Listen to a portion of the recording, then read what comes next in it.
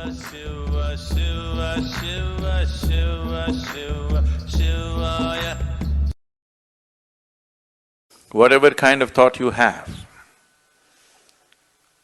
whatever thought you generate on your mind is only coming from the data that has already been fed into you, isn't it so?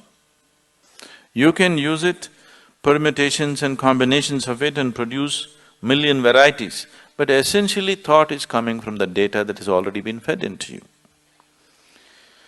If you go about sifting in the mind, what is pure thought, what is impure thought, oh, you will go.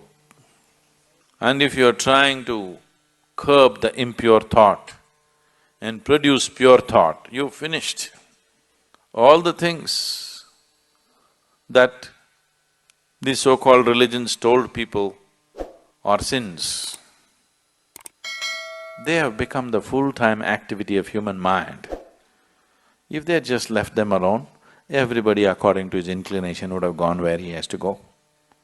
Now it's not like that, it's painted in everybody's mind because they said, this is a sin, do not think about it. Endlessly they're thinking about it. They're not even as free as dogs and cats are, human beings. Simply because somebody put this idea that there's something pure and impure. Whatever impure things you learnt at the age of 25, I do not know. I have not come in touch with anything impure in the world yet.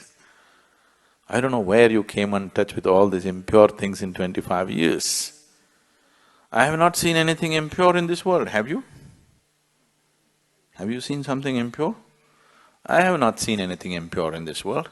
There are different kinds of people with different kinds of problems and limitations and nonsense. I don't think it's impure. Process of purification. In different stages of purity, I see people.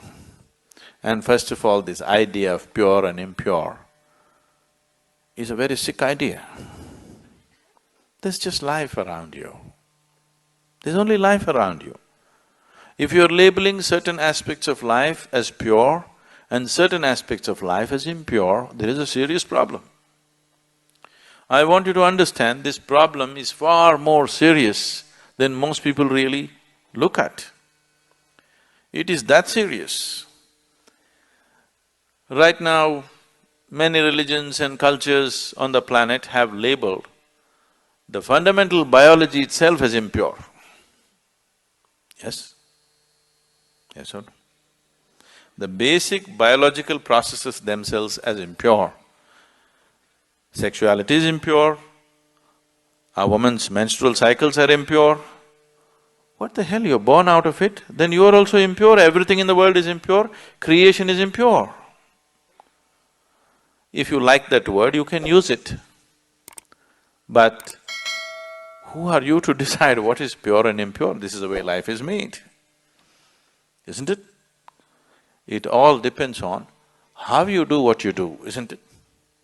With how much awareness you approach it. The same things can become beautiful, the same things can become ugly, depending upon who is doing it and how he is doing it, isn't it so? Yes. Something as simple as eating.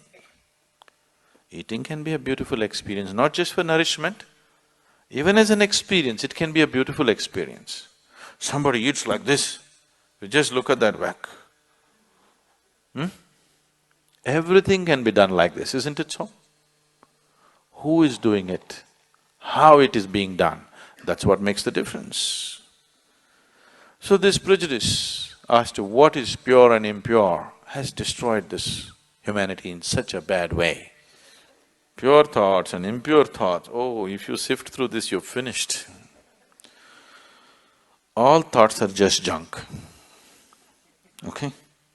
Essentially, they're coming from the limited experience of past. These thoughts are useful for your survival process.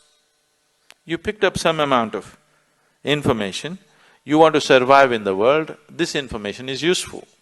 If you're looking at life itself, these thoughts are meaningless. What happened yesterday actually has nothing to do with what's happening right now in this moment, isn't it so? But in terms of your survival in the world, you need to remember a few things. You need to use your old knowledge to earn your living on the planet. But in that, don't brand something as pure and impure. This can completely freak your life out. There's nothing pure, there's nothing impure. Life is just the way it is. It's for you to make it wonderful or make it ugly. Every aspect of your life. Yes? Every aspect of your life. You can either make it beautiful or you can make it ugly. If you're aware, you will make it beautiful. If you're doing things compulsively, you will make it ugly. Anything in your life, if you do it compulsively, it becomes ugly, isn't it so? If you do it consciously, it can be made beautiful, everything. From the smallest thing to the biggest thing, everything can be made beautiful if you do it consciously. And everything can be turned to an ugly mess if you do it compulsively.